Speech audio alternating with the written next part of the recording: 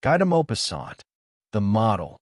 The town of Etretat, curved like a crescent moon, lay resting under the rays of the blazing July sun, gleaming with dazzling white cliffs, the light gray shingle of the beach, and the azure of the bay. At the tips of this crescent stood two rocks with arches, a small one on the right and a colossal one on the left, thrusting into the calm waters like a dwarf's leg and a giant's paw respectively, while a steeple, almost as tall as they were, broad at the base and slender at the top, pierced the heavens with its pointed spire. Right at the water's edge, along the shoreline, a crowd of onlookers had settled, gazing at the bathers.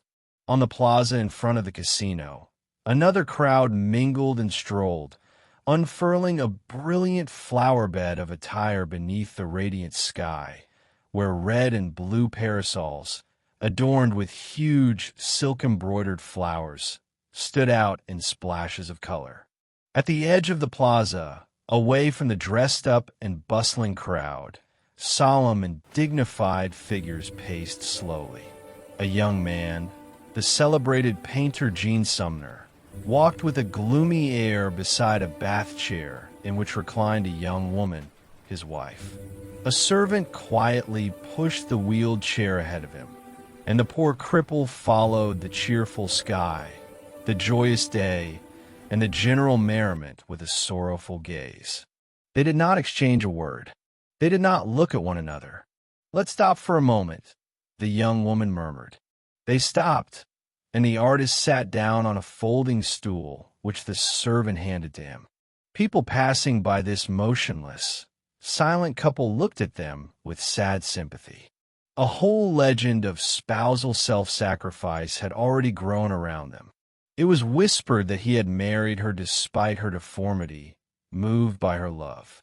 Not far from them, seated on a bollard, two young men were talking, their eyes fixed on the sea's horizon. "No, it's not true, I assure you. I know Jean Sumner intimately. But why did he marry her then? They say she was already crippled before the wedding. Is that true?" "Absolutely true. He married her. Married her. Well, why does anyone get married, for heaven's sake? Out of stupidity. Well, but why else? Else. Oh, just because, my dear fellow, he who is foolish does foolish things. And besides, you know perfectly well, artists are particularly prone to absurd marriages. Nearly all of them marry their models, their former mistresses, in short, women with tarnished reputations. Why? Who can figure them out? You'd think, on the contrary, that constant proximity to that stupid breed of turkeys, nicknamed models, would forever put them off such creatures. Not a bit of it. First the models pose for them, then they marry them. You should read Alphonse Daudet's The Artist's Wives. What a truthful, cruel, and marvelous little book. As for this particular couple, this is a completely special, a truly tragic case. That little one played out an entire comedy, or rather, a horrifying drama. Essentially, she staked everything to win it all. Was she sincere? Did she love Jean? Who knows? Is it even possible to determine where pretense ends and truth begins in the actions of women? They're always sincere, even though their moods change endlessly. They can be quick-tempered, criminal, self-sacrificing, generous, and base, obeying certain elusive impulses of their own.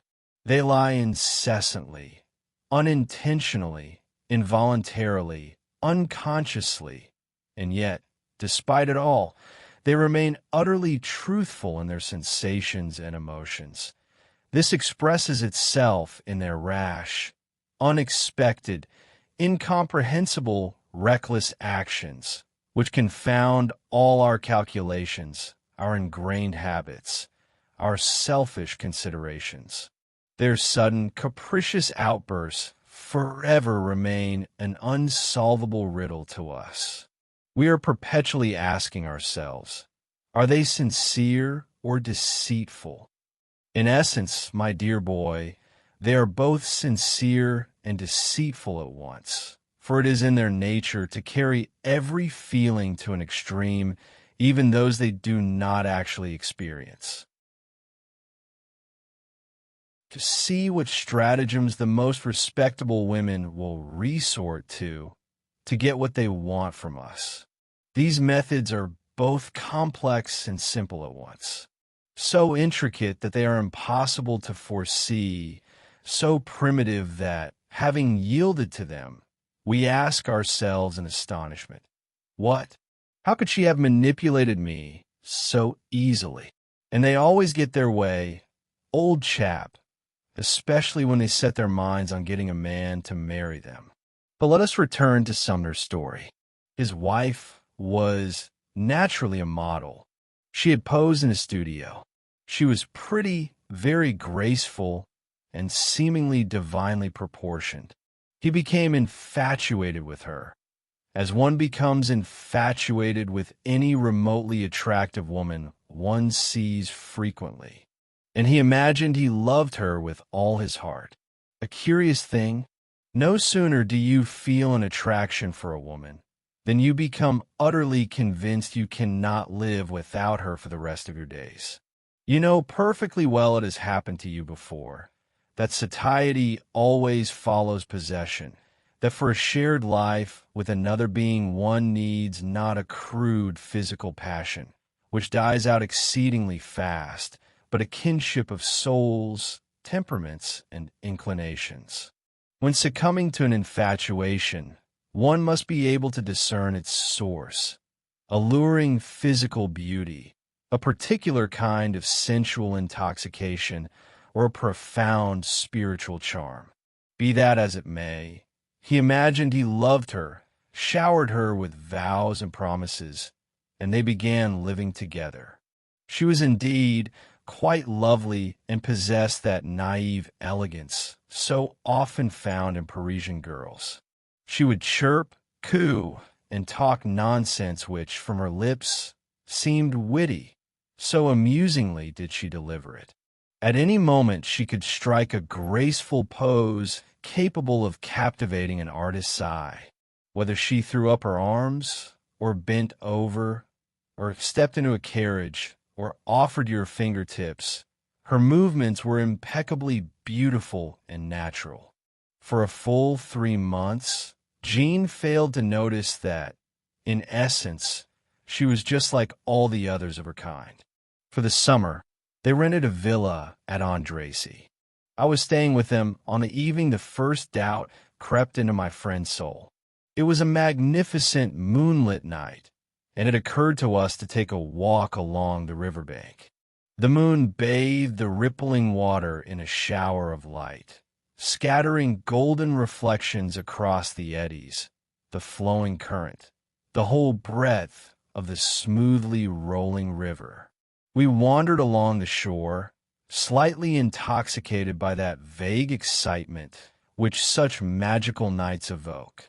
We dreamed of superhuman feats, of love for unknown beings, beautiful and poetic. We felt a thrill of rapture, of desires, of unprecedented yearnings. And we fell silent, enchanted by the fresh, vivifying coolness of that enchanting night, a lunar coolness that seemed to penetrate the flesh, pierce through you, envelop the soul, imbue it with fragrance, and overflow it with happiness. And suddenly Josephine, her name is Josephine, exclaimed, "Oh, did you see the big fish that jumped?" He replied, without looking his mind elsewhere, "Yes, my dear." She grew angry. "No, you couldn't have seen it. You had your back to it." He smiled. "You're right. It's so beautiful here I was lost in thought." She fell silent, but after a minute could contain herself no longer and asked again, "Are you going to Paris tomorrow?" "Honestly, I don't know," he muttered. She flared up again. "Really, do you think it's enjoyable to walk along without opening one's mouth? People talk. unless they are idiots.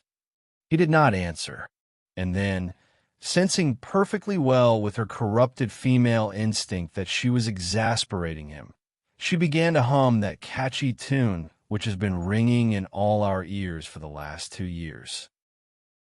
I looked up at the skies. "For God's sake, be quiet," he whispered. "Why should I be quiet?" she shrieked furiously. He replied, "You're ruining the entire landscape." A scene erupted, ugly, absurd, full of unexpected reproaches, groundless accusations, and, to top it all off, tears. Everything was thrown into the fray. They turned back. He didn't try to stop her, didn't argue, stunned as he was by the divine languor of the evening and deafened by this hail of vulgarity.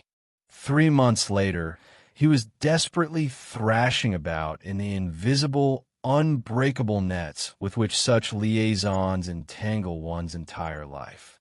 She held him tightly, nagged him, tormented him. They quarreled from morning till night, hurled insults, and even came to blows. Finally, he resolved to end it, to break it off at any cost. He sold all his canvases, borrowed money from friends, scraped together 20,000 francs. He was still relatively unknown at the time, and one morning left them for her on the mantelpiece along with a farewell letter. He found refuge in my place. Around 3 o'clock, a sharp ring came at the door. I went to open it. A woman rushed at me, pushed me aside, flew into the hall, and burst into the studio. It was she. Seeing her, he rose from his seat. With a gesture full of genuine dignity, she flung the envelope of banknotes at his feet and said abruptly, "Here is your money. I don't want it."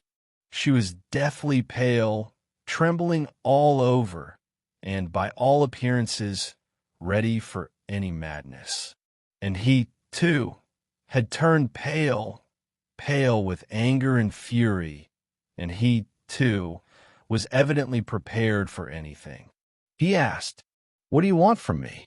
She replied, "I will not be treated like a common street walker. You were the one who pursued me, you who seduced me. I asked nothing of you. Come back to me." He stamped his foot. "Oh no, that's too much. If you imagine—" I grabbed his arm. "Quiet, Jean. Let me handle this." I approached her and began to speak to her quietly, cautiously, trying to persuade her. I used every argument one usually employs in such situations. She listened to me in silence, standing motionless, her gaze glassy and fixed. Finally, not knowing what else to say and feeling things were taking a bad turn, I ventured a last resort. I declared, "He still loves you, my dear, but his family want him to marry, and you understand." She started. "Ah, so that's it. Now I understand." And she turned to him. You getting married?" "Yes," he snapped. She lunged forward. "If you get married, I'll kill myself. Do you hear?" He shrugged. "Well then, go ahead," she said, stammering, her voice choked with despair. "What did you say?" "What? Say it again." He repeated, "Go ahead and kill yourself, since you want to so badly." Still as pale as a sheet, she whispered, "Don't push me. I'll throw myself out the window." He laughed, walked to the window, threw it wide open, and with a bow, as if gallantly making way for a lady, exclaimed, "After you. Be my guest." For a second, she stared at him with a fixed, desperate, insane gaze. Then, with a running start, as if about to leap over a hedge, she rushed past me, past him, jumped onto the windowsill, and vanished. I shall never forget the horrifying impression of that open window, through which the falling body had just flashed. At that moment, it seemed to me immense as the sky and empty as the abyss itself. I instinctively recoiled, not daring to look down, as if I myself might fall. Jean stood frozen in horror. The poor girl was picked up with broken legs. She would never walk again. Her lover, mad with remorse, and perhaps also moved by her desperate act, took her in and married her. And that's the whole story, my dear fellow. Meanwhile, evening was drawing in. The invalid was feeling chilly and wished to return. The servant once again wheeled her chair towards the village. The artist walked beside his wife, and for a full hour, they did not exchange a single word. Ladies and gentlemen, subscribe to the channel so you don't miss new stories. Share your impressions and thoughts in the comments. I would be delighted to chat with you.